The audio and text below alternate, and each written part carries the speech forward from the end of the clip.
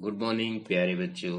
आज हम हिंदी कक्षा 5 की पाठ्य पुस्तक रिमझिम का पाठ नंबर 1 राख की रस्सी और पाठ नंबर 2 फसलों के त्योहार उसका पुनरावर्तन रिवीजन करेंगे।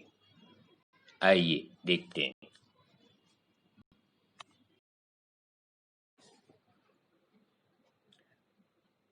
प्यारे बच्चों, पाठ 1 राख की रस्सी, उसमें हम पढ़ चुके हैं। इस पाठ में लेखक ने तिब्बत के 32वें राजा सोनग वसेन गाम्पो के मंत्री लोन्पोगार और उसके बेटे की कहानी लिखी है, जिसमें लेखक ने सुंदर ढंग से राख की रस्सी पाठ में बड़ा ही अच्छा वर्णन किया है, जिसमें उन्होंने लोन्पोगार अपनी चालाकी और हाजिर जवाबी के लिए दूर दूर तक मशहूर होते हैं, लेकिन अपने बेटे के भोलेपन के कारण वे चिंतित थे।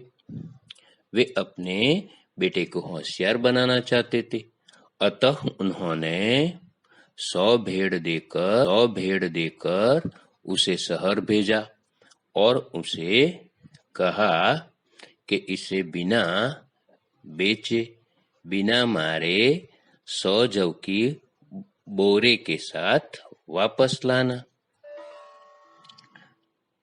ऐसा करने के लिए उसे शहर भेजा गया और कहा गया कि अगर बिना 100 बोरे के वापस आए तो घर में घुसने नहीं देंगे। ये बात सुनकर उनका बेटा भेड़ों को लेकर शहर गया, लेकिन अपने भोलेपन से वो कुछ सोच और समझ नहीं पा रहा था। एक रास्ते के किनारे वो उदास होकर बैठ गया भेड़ों को लेकर, तो वहां पर एक लड़की आई और उसने उसकी बात सुनी और उसकी मदद की। उस लड़की ने भेड़ों के बाल काट लिए और उन्हें बाजार में बेचकर उनसे जो पैसे आए उससे 100 जौ के बोरे खरीद लिए और उसे वापस घर भेज दिया। ये लेकर जब वापस आया लोन्पोगार के पास, तो उन्होंने खुश हुए, अपने बेटे को शाबाशी दी, लेकिन जब उसने अपनी आप बीती सुनाई तो वह दुखी हो गए और अपने कमरे में चले गए। फिर से उन्होंने उसे 100 भेड़ें दी और वापस शहर भेजा। दोबारा वो शहर आया और फिर वो उसी जगह पे निराश होकर बैठ गया। फिर भी वैसा ही हुआ, वही लड़की फिर से उसे मिली और लोन्पोगार के बेटे ने उसे बात सुनाई, तो उन्हें कहा कि वो सरल है। उसने भेड़ों के सींग काट डाले और उन्हें बेचकर उन पैसों से 100 जौ के बोरे खरीद कर उसे वापस घर भेज दिया। लोन्पोगार को इस बात का पता चला तो वो थे, उन्होंने अपने बेटे से कहा कि जाओ उस लड़की से बोलो कि अगर वो राख की रस्सी बना के 9 गज की राख की रस्सी बना दे मुझे। तो लड़का वापस शहर गया और उसने लड़की को ये बात सुनाई। लड़की ने भी शर्त रखी कि मैं राख की रस्सी बना सकती हूँ, लेकिन उसे तुम्हारे पिता को अपने गले में पहननी होगी। मंत्री ने उसकी शर्त मंजूर कर ली, क्योंकि उसे पता था कि ये बनने वाली नहीं है, लेकिन लड़की ने अपनी होशियारी और अपनी अक्ल से एक पत्थर की सील ली और उसके ऊपर रस्सी रखी, उसे जलाई और जली हुई रस्सी का पूरा आकार सील पर बन गया और सील समेत उठाकर वो लोन्पोगार के पास ले गई। लोन्पोगार ने उसकी ये होशियारी चालाकी देखी, वो खुश हो गए और उन्होंने उसे अपने बेटे के साथ शादी करने का प्रस्ताव रखा और लड़की इस तरह से उनके साथ यानी कहने के शादी के लिए तैयार हुई। दोनों की धूमधाम से शादी हो गई। तो प्यारे बच्चों, हमने ये कहानी सुनी है। आइए उसी राग की रस्सी के आज हम शब्दार्थ देखते हैं। जैसे हाजिर जवाबी, बात का जवाब होशियारी से के साथ तुरंत देना। आप बीती, अपने साथ हुई कोई घटना। प्रस्ताव, सुझाव। प्रस्ताव उसका अर्थ है सुझाव। मुश्किल, मदद करना, सहायता करना। रवाना, भेजना, उदास, दुखी। तो ये उसके शब्दार्थ है। प्यारे बच्चों, हम उसे याद करेंगे। आइए उसके प्रश्नों के उत्तर की चर्चा करते हैं, उसका रिवीजन करते हैं। प्रश्न 1, लोनपोगार की चिंता का क्या कारण था? लोनपोगार की चिंता का कारण उनके बेटे का, ये उसका उत्तर है। प्रश्न 2, पहली बार लड़की ने लोनपोगार के बेटे को मदद कैसे की? उत्तर, पहली बार लड़की ने भेड़ों के बाल उतारकर उन्हें बाजार में बेचकर जो रुपए मिले उससे लोनपोगार के बेटे की मदद की। प्रश्न नंबर 3, लड़की ने 9 हाथ लंबी राख की रस्सी कैसे बनाई? उत्तर, 3, लड़की ने रस्सी को पत्थर के सील पर रखकर उसे जला दिया, जिससे रस्सी राख की बन गई, जिसे वो सील समेत लोनपोगार के पास ले गई।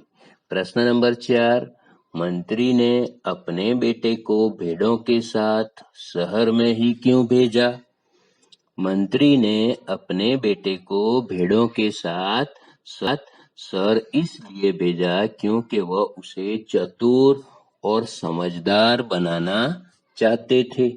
प्रश्न नंबर 5, दूसरी बार लोनपोगार के बेटे ने जौ के 100 बोरे कैसे खरीदे? उत्तर, दूसरी बार लोनपोगार के बेटे ने भेड़ों के सींग काटकर उन्हें बेचकर जो रुपए मिले उनसे जौ के बोरे खरीदे।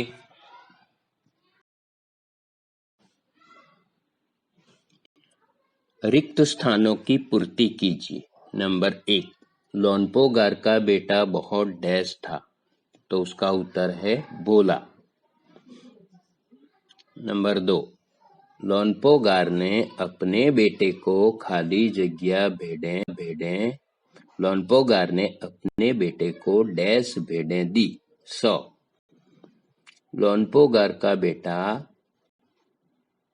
समस्या पर सोचने विचारने के लिए डैश बैठ गया। उत्तर, सड़क के किनारे। नंबर,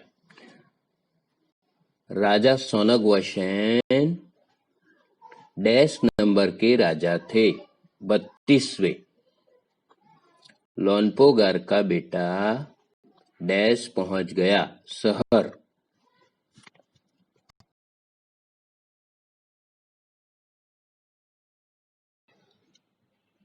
प्यारे बच्चों, अब हम पाठ नंबर 2, फसलों के त्योहार, उसका पुनरावर्तन करते हैं, रिवीजन करते हैं। तो आप जानते ही हैं, हम पढ़ चुके हैं। इस पाठ में लेखक ने हमारे भारत देश में फसल तैयार होने पर अलग अलग समय पर अलग अलग राज्यों में किस तरह त्योहार मनाए जाते हैं उसका वर्णन किया है, जिसमें उन्होंने उत्तर प्रदेश, बिहार, मध्य प्रदेश में मकर संक्रांति, असम में बिहू, केरल में ओणम, तमिलनाडु में पोंगल, पंजाब में लोहड़ी, झारखंड में सरहुल, गुजरात में पतंग का पर्व किस तरह मनाया जाता है, उन उसका सुन दिनों में खाने में क्या क्या बनता है, इसका भी उन्होंने बड़ा ही रोचक वर्णन किया है। इन त्योहारों पर लोग किस प्रकार नाचते हैं, गाते हैं और किस तरह पूजा पाठ करते हैं, तो हम उस पाठ का रिवीजन करते हैं। सबसे पहले हम उसके शब्दार्थ देखेंगे। बोरसी अंगीठी, तापना गर्म करना, निकलना, मचिया छोटी चौकर चौकी जो खाट की तरह सुतली आदि से बुनी हो, गौर से ध्यान से, कतार पंक्ति, दीदिया दीदी, सैलाब भीड़। प्यारे बच्चों, अब उनके प्रश्नोत्तर की चर्चा करते हैं, उसका पुनरावर्तन करते हैं। प्रश्न नंबर 1, भारत के विभिन्न प्रांतों में फसलों से जुड़े कौन कौन से त्योहार मनाए जाते हैं? उत्तर, भारत में उत्तर प्रदेश, बिहार, मध्य प्रदेश में मकर संक्रांति या तिल संक्रांति, असम में बिहू, केरल में ओणम, तमिलनाडु में पोंगल, पंजाब में लोहड़ी, झारखंड में सरहुल, गुजरात में पतंग का पर्व आदि खेती और फसलों से जुड़े त्योहार मनाते हैं। प्रश्न नंबर 2, सरहुल के दिन किस पेड़ की पूजा की होती है?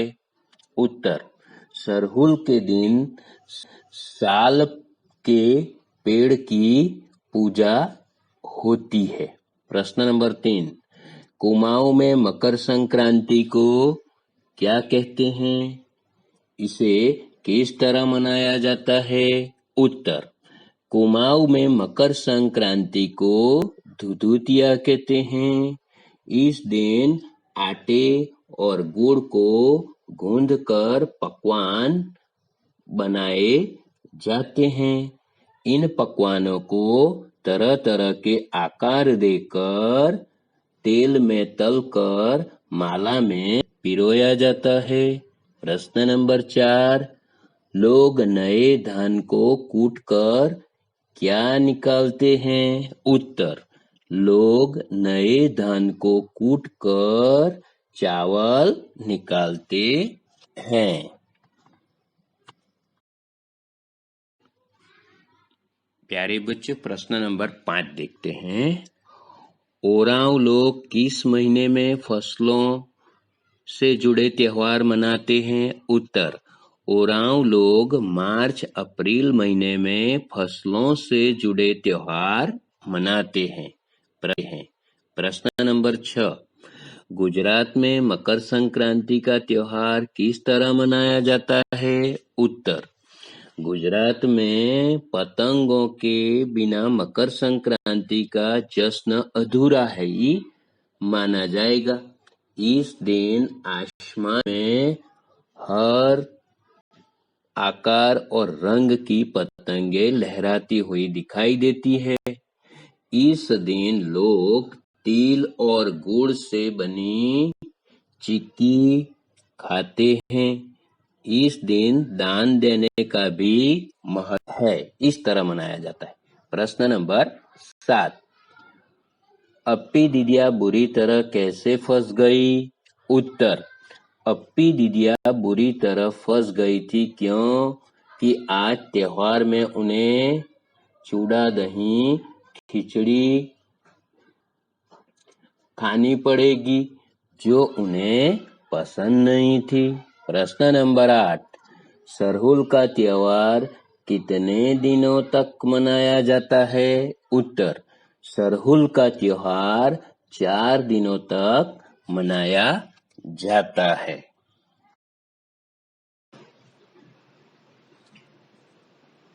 निम्नलिखित शब्दों का उपयोग कर वाक्य बनाइए।